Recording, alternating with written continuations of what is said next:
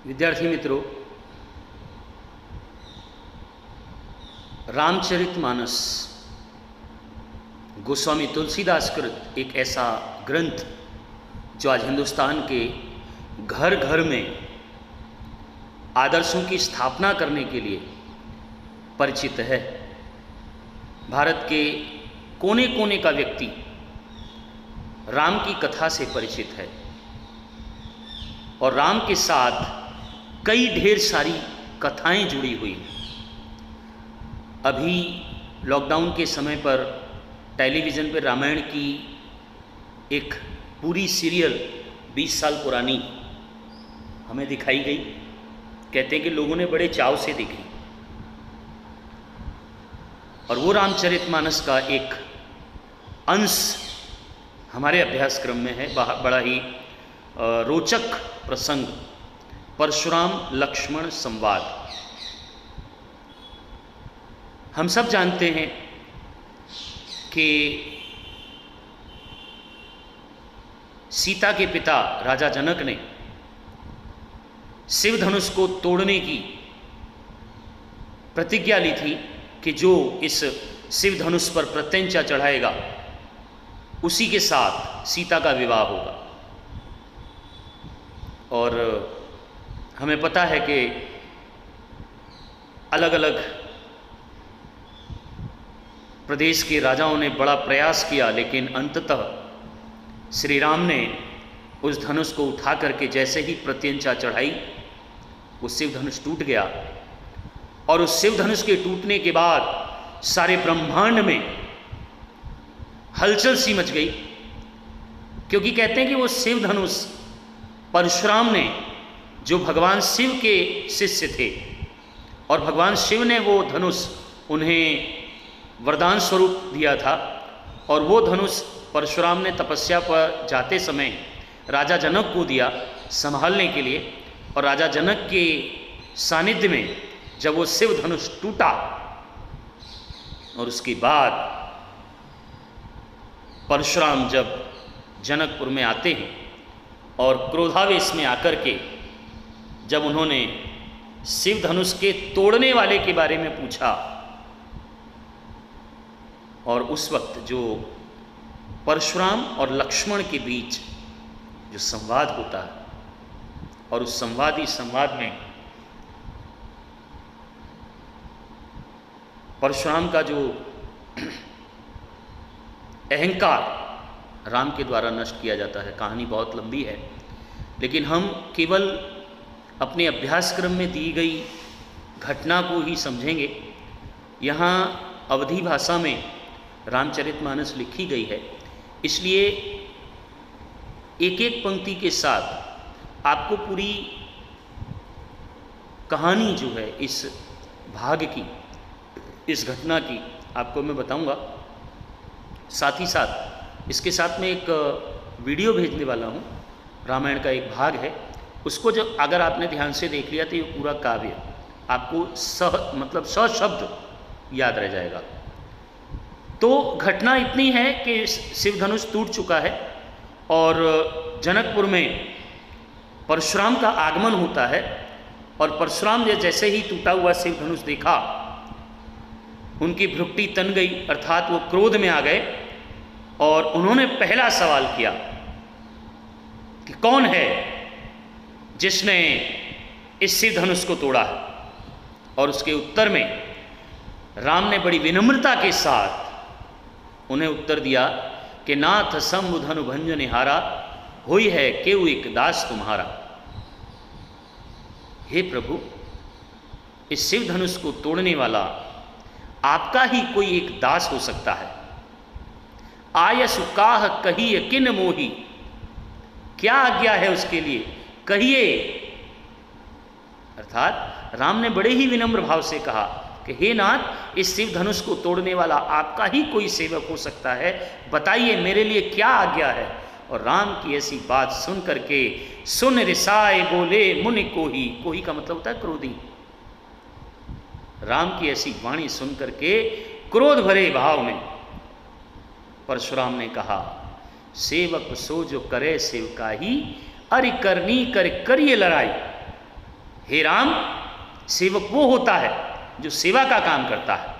अरिकरणी, अरि का मतलब होता है शत्रु, जो शत्रुता का काम करता है उसके साथ तो युद्ध किया जाता है।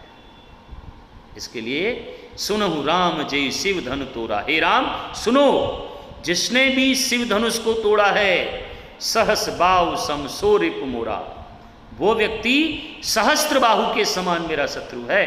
सहस्त्र बाहु, 100 भुजाओं वाला एक दानव, जिसकी 100 भुजाओं को परशुराम ने अपने परशु से काटा था। तो हे राम सुनो, जिसने भी ये शिव धनुष तोड़ा है वो सहस्त्र बाहु के समान मेरा शत्रु है। इसलिए सो बिलगाओ बिहाई समाजा, इस राज्य सभा से उसको अलग कर दो, न तुम्हारे चाहिए सब राजा, वरना यहां पर जितने बैठे हैं वो सारे के सारे राजा मारे जाएंगे।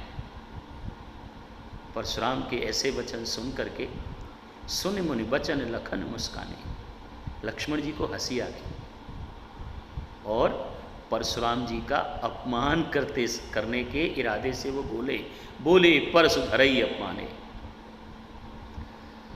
जब बड़ा ही क्रोध किया परशुराम ने, तब लक्ष्मण ने कहा कि बहु धनुई तोरी लरिकाई, हे नाथ, बचपन में हमने ऐसी बहुत सी धनुइयां तोड़ दी खेल खेल में, कब ना सरी स्कीन गुसाई, तब तो कभी किसी ने हम पर क्रोध नहीं किया। तो यही धनु पर ममता के हेतु सुन रिसाई गए बोले, सुन रिसाई कह भृकुल केतु। ऐसा इस धनुष में क्या है? इस धनुष से ऐसा लगाव क्यों है जो आप इतना गुस्सा कर रहे हैं? और लक्ष्मण की ऐसी बात सुन करके भृगु कुल में जन्म लेने वाले परशुराम जी बोले, क्रोध में आकर के बोले, रे नृप बालक काल बस बोलत तो ही न संभार। हे बालक, तेरा काल आ गया, तुझे नहीं पता तू क्या बोल रहा है। धनु ही सम त्रिपुरारि धन, ये शिव का धनुष है, त्रिपुरारी धनुष है, इसको तू सामान्य धनुष समझता है? विदित सकल संका, सारा संसार जानता है कि धनुष शिव धनुष है, ये कोई सामान्य धनुष नहीं है। लखन कहा हंसे हमरे जान। फिर लक्ष्मण ने हंस करके कहा कि जहां तक मैं जानता हूं, जहां तक हमारी जानकारी है, वहां तक संसार के सारे धनुष एक जैसे हैं। लखन कहा हंसे हमरे जाना, हंसते हुए लक्ष्मण जी ने कहा कि जहां तक हमारी जानकारी है तब तक सब धनुष एक जैसे हैं। का क्षति लाभ जून धन तोरे, क्षति का मतलब होता है नुकसान, जून यानी पुराना। इस पुराने धनुष के टूटने से क्या नुकसान हो गया? ऐसा देखा राम नयन के भोरे। और ऐसा कह करके उन्होंने राम की तरफ देखा और फिर अपनी बात आगे बढ़ाई कि छुअत टूट रघुपति न दोषो, भैया का कोई दोष ही नहीं है, हाथ लगाया और टूट गया। मुन बिनु काज करिए कत रोसु, हे मुनीश्वर, आप बिना कारण के क्यों गुस्सा करते? भैया ने खाली इसको टच किया, स्पर्श किया और टूट गया, क्योंकि पुराना धनुष था। अब परशुराम जी का गुस्सा और बढ़ा। बोले चितई परशु की ओरा, अपने परशु की तरफ देख करके परशुराम ने कहा, रे सठ, हे मूर्ख, सुने ही स्वभाव न मुरा, मेरा स्वभाव किसी की बातें सुनने का नहीं है। बालक बोले बधऊ नहीं तोई, मैं बच्चा समझ करके तेरा वध नहीं कर रहा। केवल मुनि जड़ जाने ही मोई, क्या मुझे केवल मतलब संत पुरुष समझता है? मैं कोई बाबा नहीं हूं। तो बाल ब्रह्मचारी अति कोही, मैं बाल ब्रह्मचारी, अत्यधिक क्रोध वाला और विश्व विदित क्षत्रिय कुल द्रोही, सारा संसार जानता है कि मैं क्षत्रियों का सबसे बड़ा शत्रु हूं। मैं बाल ब्रह्मचारी, अति क्रोधी स्वभाव वाला, और सारा संसार जानता है कि मैं क्षत्रियों का विरोधी हूं। और मैंने अपने ही भुजाओं के बल से भुज बल भूमि भूप बिनु कीनू, मैंने कई बार इस पृथ्वी को राजा के विहीन कर दिया है। और विपुल बार महिदेवन दीनी, कई बार मैंने इस पृथ्वी को महिदेव मतलब ब्राह्मणों को दान कर दिया है मैंने इस पृथ्वी को कई बार, और सहस्त्रबाहु भुज छेदनहारा, मैंने इसी फरसे से सहस्त्रबाहु की भुजाओं का निकंदन किया है। और परसु बिलोप महीप कुमारा, मेरे परशु को देख, हे राजकुमार मेरे परशु को देख, मैं कोई सामान्य मुनि नहीं हूं। मां तो पितई जन सोच बस, कर से महीस किशोर। हे मूर्ख, अपने माता पिता के बारे में सोच, क्यों उन्हें अपनी मृत्यु पर रुलाना चाहता है। गर्भन के अर्भक दलन, परस मोर अति घोर। ये जो मेरा फरसा है ना, बहुत भयंकर है, विकराल है। इसकी गर्जना से गर्भ के बालक भी मृत्यु को प्राप्त होते, इसलिए सोच समझ के बात कर। और परशुराम का जैसे क्रोध बढ़ा, बेहस लखन बोले मृदवानी। फिर हंस करके लक्ष्मण ने कहा, अहो मुनीषु महाभट मानी। अरे मुनीश्वर, आप तो बड़े अहंकारी हैं, पुण्य पुण्य मोहि दिखाओ कुठारू, बार बार मुझे ये फरसा दिखा रहे हो, डरा रहे हो, चहत उड़ावन फूंक पहाड़ू। ऐसा लग रहा है जैसे फूंक मार करके आप पहाड़ उड़ाने का प्रयास कर रहे हैं। यहाँ कुम्हड़बतिया को नहीं, कुम्हड़बतिया एक फल आता है, शायद आप लोगों ने नहीं देखा होगा। उसकी एक विशेषता है कि अगर उसको उंगली आप दिखा दो तो मुरझा जाता है। यहाँ कुम्हड़बतिया को नाही, जे तर्जन देख मर जाएं। उंगली देख करके जो डर जाते हैं, मर जाते हैं, यहाँ ऐसे लोग नहीं हैं। देख कुठार सरासन बाना, अपने परशु को दिखाते हो, आपने धनुष धारण कर रखा है। तो शायद मुझे ऐसा लग रहा है कि आपको अभिमान हो गया है, आपको अहंकार हो गया है। भ्रभसुत समुझ जनेऊ बिलो की। तब परशुराम ने कहा, मैं भृगुकुल में पैदा होने वाला हूं, ये जनेऊ देख करके मुझे सामान्य ऋषि मत समझ। और जो कछु कहूं सहूं ऋषरो की। लक्ष्मण ने ये कहा कि आप वैसे भी ब्राह्मण जैसे दिखते ही नहीं, एक काम करो, आप अपने गुस्से को रोको मत, आपको जो कहना है कह डालो। लेकिन हम रघुकुल के हैं, इसलिए सुर महिसुर हरिजन और गाई।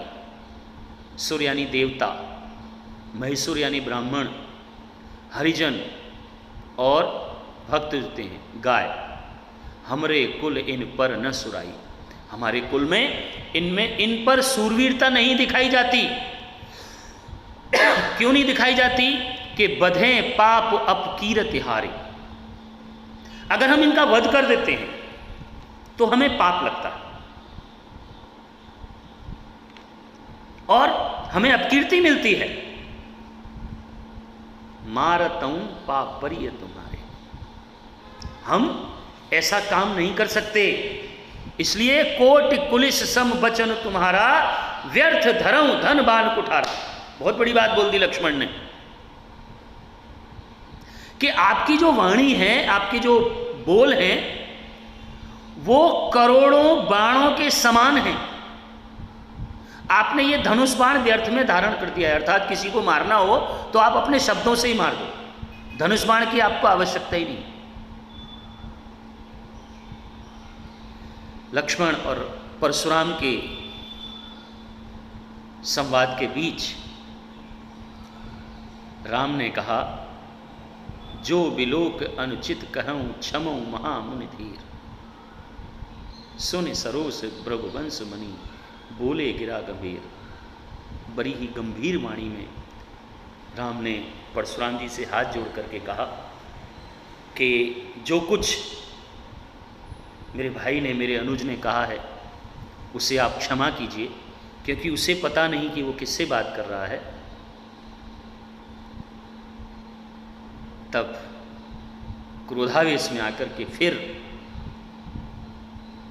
परशुराम ने कहा कि कौशिक सुनहु मंद यह बालक, हे राम सुनो ये बालक मंद बुद्धि है, कुटिल कालवश निज कुल घालक, ये अपने कुल का सर्वनाश करने वाला है। भानु वंश राकेश कलंकु, भानु यानी सूर्य, सूर्य वंश का ये कलंक है। निपट निरंकुश अबुद असंकु, लक्ष्मण के बारे में परशुराम ने कह डाला कि हे राम सुनो ये बालक मंद बुद्धि है, इसका काल आ गया है, ये कुल का घातक बनने वाला है, सूर्य वंश का नाश करने वाला है, कलंक है ये।